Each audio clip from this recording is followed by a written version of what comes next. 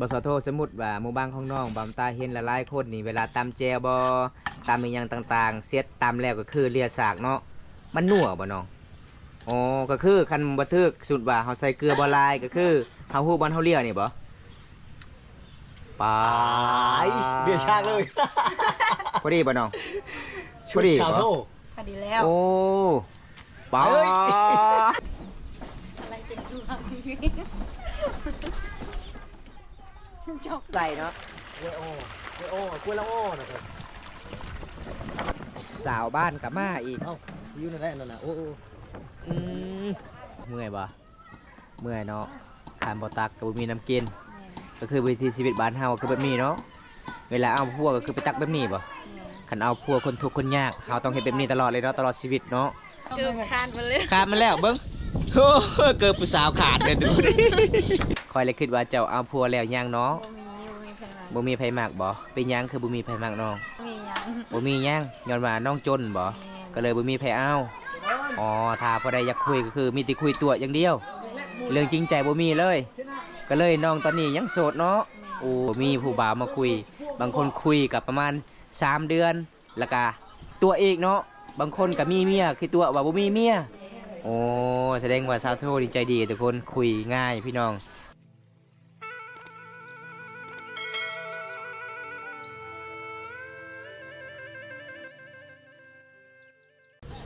มื้อนี้ภาษาบ้านเจ้าว่าจังได ไว้ ฮะ ไว้ วูไว ไว้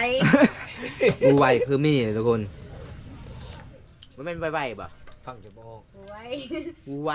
ไว้ บ่ไวเด้อทุกคนบ่ไวคือไม่มีเด้อ ภาษาเจ้าเอิ้นว่าได้ มี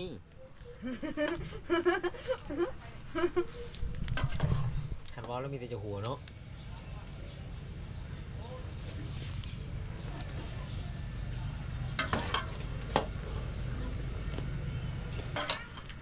อันนี้ภาษาบ้านเจ้าอันนี้นะจะจับนะ อากม อากมจองนี่ได้ อันนี้ จ้องกี่แต่ทีมันกี่บ่วงกี่ไม่ได้บ่วงกี่ บ่วงบ่ บ่วง โอ้ตัวใหญ่ตัวน้อยก็บ่วงเบิด บ่วงปูดบ่วงปูดบ่วงแก้น พูดวงแก่ อันนี้เพิ่นบ่วงเนี่ยบ่วงน้อยเพราะใช้น้ำมาหลายคือเฮือนเจ้าทูตนะฮะก็สิได้กินตัมมี่นี่แหละบัดนี้อย่างอื่นได้กินมาแล้ว คันผู้บ้าพังไทยอยากกินตำมี่เจ้าก็ตำให้บ่มื้อหน้า ไม่ก็ตั้ง พอแล้วแปะเจอกี่ นี่บ่ดี อันนี้บ่ กินบ่เบิดมันไหลโอ้แซ่บเนาะบ่ได้ใส่ย่างนะทุกคนใส่เกลือปิ้งนัวปลาเด็กมักหน้ามักเล่นบ่มี ใส่รถนะ เนาะนะ แปะเลยเลย ตัดแต่ จะตามไป กินบ่เบิดจะปะนะกินบ่เบิดจะให้พ่อกิน กินบ่ได้เลย มักผิดมันหลาย จังน้อยจะใส่หมกเย็นนะ หลาย ช้ำหมออยู่ผู้บ่าวเจ้าอายุ แต่ว่าไม่เปล่านะ อายุผู้บ่าวเจ้าเท่าไหร่ 60 60แสดงเจ้ามีผู้บ่าวแล้ว มีแล้วบ่ บ่มี ปีหน้ามาพี่ก็ว่าบ่มีเลยจริงใจได้ไหมเออสายตาบ่ได้เบิ่งกองได้ บ่มี คนบ่จริงใจนะครับว่า โสดค่ะ จักเปอร์เซ็นต์ 200 200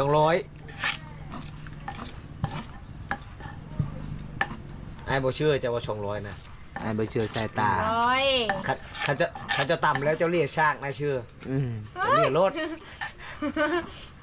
ต่ำแล้วจะอมชากนะเชื่ออยู่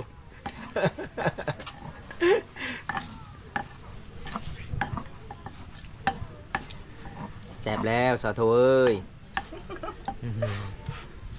น่าอาย คันสิขายนี่น่าจะได้300,000นะคันจะขายนี่ได้ เห็นอะไร เรียเบิ่งสากพอดีบ่ บอกให้เรียกชากเลย แย่แล้ว เย้เอาใจใจลง ชาก สิ บ่สาวโทสมมุติว่าหมู่บ้านของน้องบำตาเห็นละลายคนนี่เวลาตำแจวบ่ตำอีหยังต่างๆเสร็จตำแล้วก็คือเลียสากเนาะมันนัวบ่น้องอ๋อก็คือคันบ่ทึกสุดว่าเฮาใส่เกลือบ่หลายก็คือเฮาฮู้บ่เฮาเลียนี่บ่อ๋อเป็นหยังอันนี้จะซิมลองเบิ่งจะเลียลองเบิ่งตัวใด ปา ไอ้เดือดชากเลย พอดีบ่น้อง ชุดชาวโท พอดีแล้ว โอ้ปา เฮ้ย เอาไว้เลยชาก เฮ้ย เอา อดบ่ไหวแล้วบัดนี้อยากกินแห้งเลยทุกคน เป็นตาเชฟเนาะ แซ่บ วัน เนาะ เราเรียกชาก2 บาท 3 บาท แซ่บแซ่บแซ่บสูตรเขตชนบทเวลาตามเมนูต่างๆ คือต้องเลียสากทุกคนเลียกับเลียแท้เลียว่าเด้พี่น้อง หลายใช่ผู้บ่าวเจ้าห้องมากินมันมีจะคนก็จะวันอ่ะ3 ชิป บ่มี บ่มี แต่ผ่านมาผู้บ่าวเขาจะห้องละ3 ชิปเนาะฮอดบอกเรียบวงอยู่เลยชากมันเรียบวงอยู่เนาะ เลียตลอดเลย แสดงว่าเจ้านี่เฮ็ดหยังต้องมักเลียเนาะ เล่นเจ้ายาวลิสะโถยไอ้ลี อีหยัง เล่นเจ้ายาวลี อีหยังลิ้นทางบ่หู เอา เลียไม่ก็ตีลึกัดเดนรวย เอา ดิ้มอย่างแกระเบิดนั้นเอง แซ่บบ่แซ่บบ่เจ้าเลียบ่อร่อยไหม อะไร อ๋อเวลาเลียน้องว่าแซ่บแซ่บเอ้าเลียเอกหมอเนี่ยหมอเนี่ยบ่ได้เลียบ่ โคกดิบ่ต้องลากเลียโลดโคกนี่ เจ้ามักเลีย มันใหญ่เด้ มันใหญ่เลียบ่ได้ ชับชากกูดีชับชากน่ะ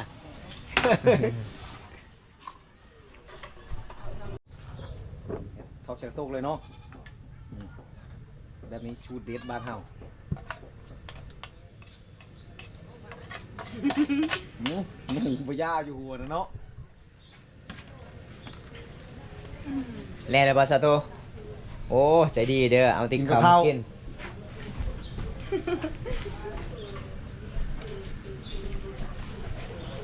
ป่า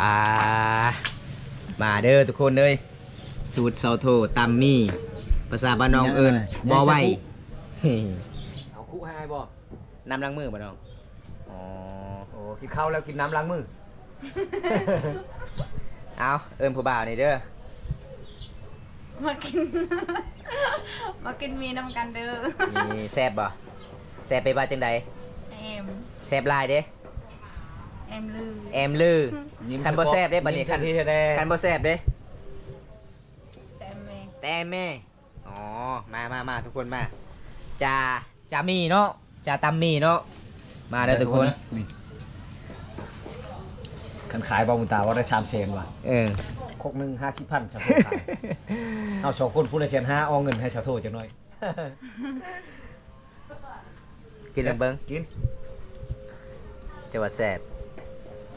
ครั้งแรกเลยบ่จะตำบ่ คุมบ่อยู่เนาะคุมมันบ่อยู่เนาะเส้นมันยาวเนาะ ปกติน้องตำหยังเป็นมะฮุ่ง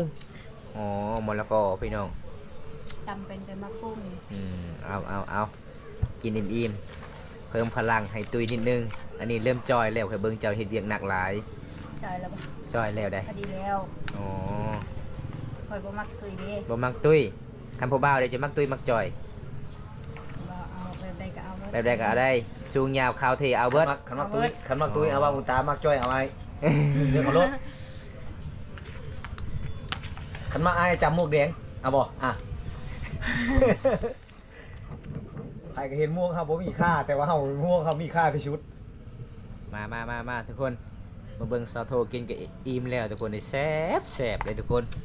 นี่มีข้าวไปพร้อมมากินโอ้ยแซ่บหลายเนาะซอโทเนาะหลังจากกินตำแล้วน้องก็สิไปใส่ต่อตักน้ำสางบ่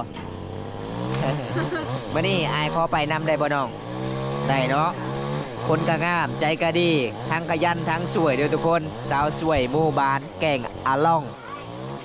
เขาเฮ็ดเลยบ่สะพานไม่ไหลบ่น้องเขาเริ่มเฮ็ดเลยบ่ ก็เริ่มเฮ็ด วันจันทร์สิมานี่บ่โอ้เมื่อใดเฮ็ดกะบอกอ้ายนี่เด้ออ้ายก็อยากไปเบิ่งชาวบ้านเฮ็ดก็คือ1 วันสำเร็จเลยเนาะโอ้ทุกคนแสดงว่าปีนี้ก็คือหมู่บ้านเฮายังเฮ็ดสะพานไม่ไหลเนาะเอาทุกคนสิมาแจ้งให้ FC เด้ครับชมเด้อทุกคนปีนี้ก็คือหมู่บ้านแกงอาล่องเขาเจ้าก็ว่าต้องมาเฮ็ดสะพานไม้ไหล อาทิตย์หน้าทุกคนวันจันทร์หน้าเดี๋ยวพี่น้องไงถ้าบ่ได้อยากไปรับชมสาวหมู่บ้านแกงอะลองสิมาเฮ็ดก็คือมาได้เด้อ อะไรเป็นดวงจก เอาสมมติจะโผล่ไปอาบน้ำด้วยทุกคนตั้งน้ำไม่อาบน้ ไปผู้เดียวเจ้าบ่น้องอ๋ออยู่ทางไหนเขาเจ้าเฮ็ดสะพานไม้ไล่นั่นทางใดทางนี้บ่เออเอามื้อนี้ตามติดวิถีชีวิตสาวโท ำ คุณงาม เบิ้งละทุก ยันห้าบ่แพ้เลยบ่แพ้น้ำเลย เพิ่นว่าแอลบ่เพ่แล้วแอลของน้องมันเพ่แล้วแอลเมื่อยเลยเนาะมีแต่เกี่ยวเข่าตลอดเลย เฮ็ดไปทางไหน โอ้ไปทางใดมีแต่เอามากระบกมาค่าย ตักเลยล่ะ เฮ็ดหยังนี่น่ะตาโด ตักละกาย ตัดละกาย เอาไปเฮ็ดหยัง ละกายก็มากระบกเลยพี่น้อง โอ้ไปขาย โลเท่าไรเนี่ยนะ โล13 13โอ้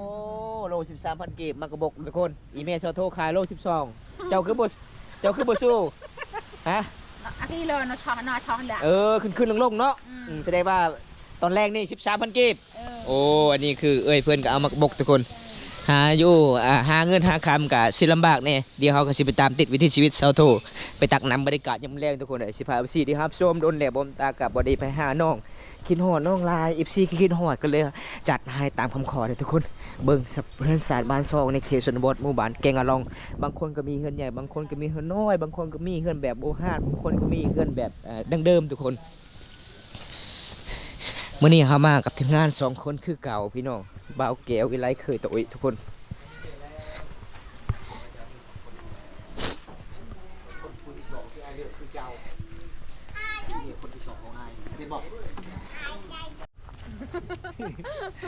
ยังเจอหัวสะโด ทุกคนเด้อมูนอันใดยก เบาแกว่าอยากเอาเมียซองยังเอาเจ้านี่เจ้ามักบ่คันเรามักบ่มัก คนที่มีเมียก็คือน้องว่าเอา เอา อ๋อคือบ่าวตายยังบ่มีเด้เอ้าบ่ ไอ้ก็มีเลย น้องฮู้มันจะใส่ว่าไอ้มีเมียฮะ ก็ ก็ฮู้วะ ยังโชด ยังโสดยังสิ่งเด้น้องเอ้ย หยอกทุกคนเลยกับบ่หยอกบ่ได้ฮู้กับบ่เอาผัวกับบ่มีลูกน้อยก็ตึกตอบแบบนี้พี่น้องเวลามายิ้มยามสาวโทก็ยิ้ม ไอ้ นะ จะ ครับ ทำน้ำช่วยเจ้าได้บ่ชาโท เออ ไอ้ว้าวอยู่ว่าคันไอ้เอาเมียสองคนนี่คนผู้ที่สองนี้เมียคนที่สองของไอ้คือเจ้าไอ้เลือก ว้าวแล้วว้าวอีชาโทกับผมมักจะคือ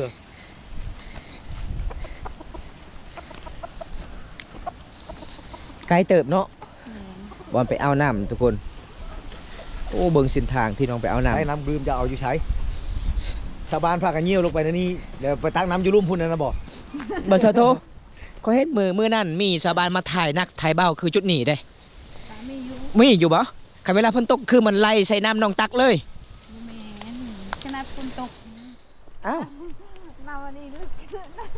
อีหยังจะเว้าน้ำอันนี้เลิก ยังจากน้องว้าวอย่างทุกคน จะเว้าหยังน้อง แม่งหนักเนาะตะกัน ตะกันคุณน้ำคุณบ่ แม่น้ำตัวนี้มันคุ้นก็เลยน้ำเขาตักก็บ่ได้คุ้น เออบ่แม่นน้ำนี่บ่น้องที่น้องตักบ่อ้าวเขาเห็นมันไล่ลงสู่บ่อนน้องตักเด้ตักเด้มันตัก เอาทุกคนเลยตามที่วิถีชีวิตสาวลาวเผาบางกอกหมู่บ้านแกงอะลองเด้อเบิ่งพี่น้องบรรจุเจ้าอัดเอาน้ำมีคนบ่คนอาบน้ำบ่สะโทบ่สะโทเป็นยังเจ้าคือบ่ได้ตักคนมาหลายบ่อ๋อก็คือคิวไผคิวมันเนาะตอนนี้ยังรอทาคิวทุกคนยังบ่ทันได้เหาะยังบ่ทันได้แล้วมีสาวหมู่บ้านมาตักก็คือเอาน้ำกินมีจุดนี้เด้อทุกคนในหมู่บ้านเป็นบ่หลายๆคนเลยยามแรงๆนี่ก็จะมาเอาน้ำกินทุกคนเลยเอาตอนนี้สาวโทกลับมาแล้วเด้อจ้ะ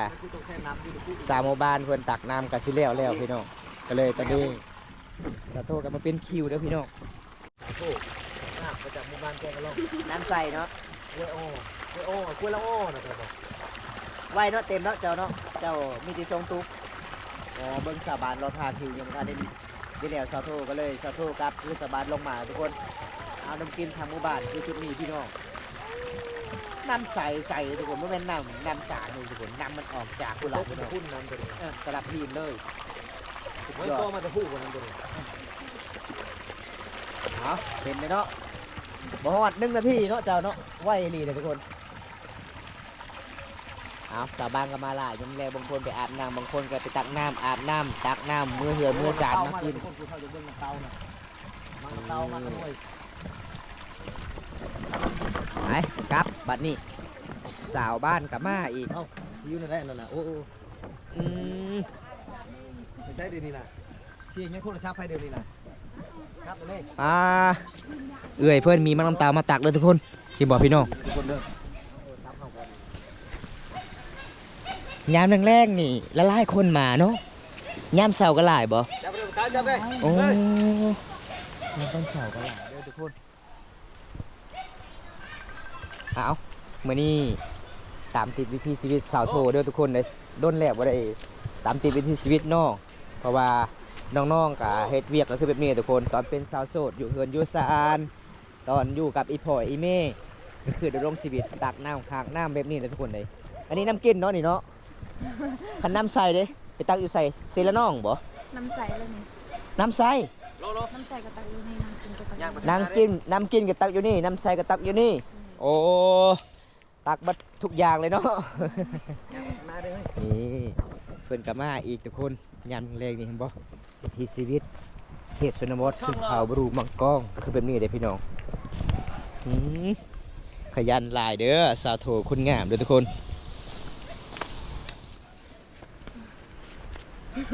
เมื่อยปะเมื่อยก็อดเอาเนาะคาร์บอฮักนี่กิ๊วอาเชียบคำคมสาวโถใช้จังหวัดซัพเพอร์มาแล้วไปเห็นงานคือเราไปเห็นไปตักน้ำมื้อนี้บู๊บ่น้องออกให้ออกชวนเนาะไปเฮ็ดงานอยู่ทางใดก็คือคิดฮอดบ้านเฮา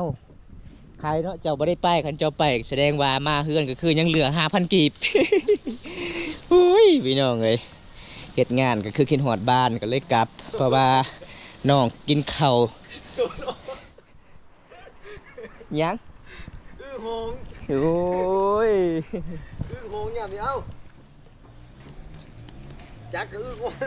ชาวโทบางคนก็พัดเข่าไม่รู้ทุกคนยามแรง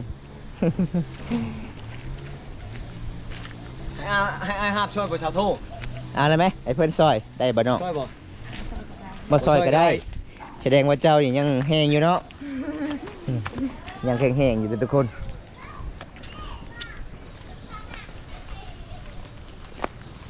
ประมาณจักหลักเนาะแต่เฮือนเจ้าหอดน้ำหอดบ่หลักหนึ่งบ่ฮะหอดบ่น้องหอดเนาะจักโลชาวโทนักบ่นี่ก็ประมาณ5 โลแล้ว10 โลทั้งเบิดพอดีไม่คาน18 โล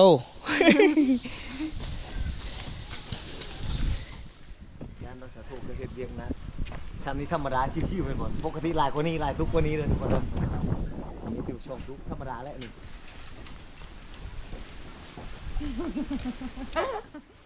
หัวยัง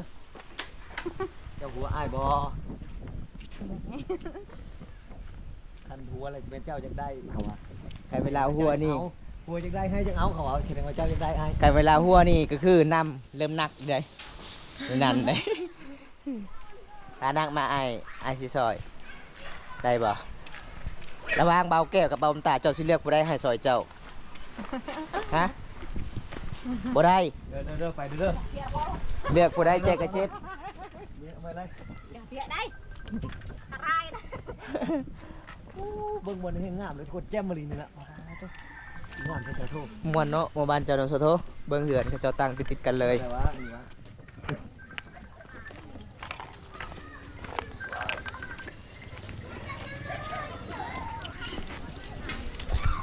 เอาสีหอดบานแล้ว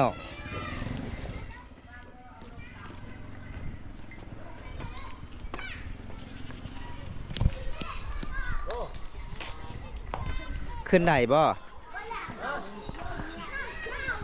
ตอนนี้ฮอดเฮือนฮอดซานน้องแล้วเด้อทุกคน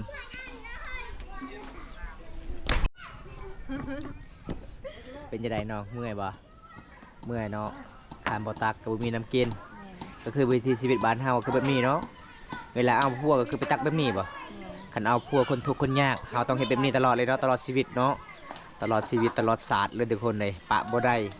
อดีตบ้านเฮาก็คือดำรงชีวิตแบบเดิมเดิมมีหยังข่อยเบิ่งเจ้าจับเกือบเจ้ามีหยัง เกือบขาดไปเลย ขาดมาแล้วเบิ่งโอ้เกือบผู้สาวขาดเลยทุกคนเอ้ยบ่มีเงินบ่น้องอย่าซื้อเกือบบ่บ่มีมื้อนี้ขอขอบใจหลายเด้อที่พาอ้ายได้รับชมวิถีชีวิตน้องเพราะว่าอ้ายก็คิดฮอดน้องหลาย FC ก็คิดฮอดดนแล้วบ่ได้ไปเยี่ยมไปยามเจ้า